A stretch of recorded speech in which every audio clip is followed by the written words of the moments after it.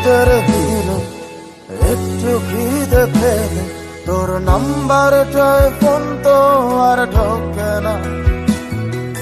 তুই তো জানিস কি তুই ছাড়াই আমার মুখে অমৃতটাও একা রোচে না।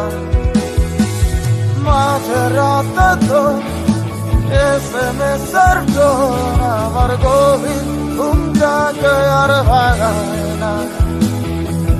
ব্যস্ত নগরে আমার বুকের গভীরে তোর মাথা রাখা মনটাকে রাঙায় না। এখন এমনি শত যন্ত্রণা এমনি করে বলি অন্য কোন সাথীকে। আর যে ভালো ছিল তুই হাতে খুন করে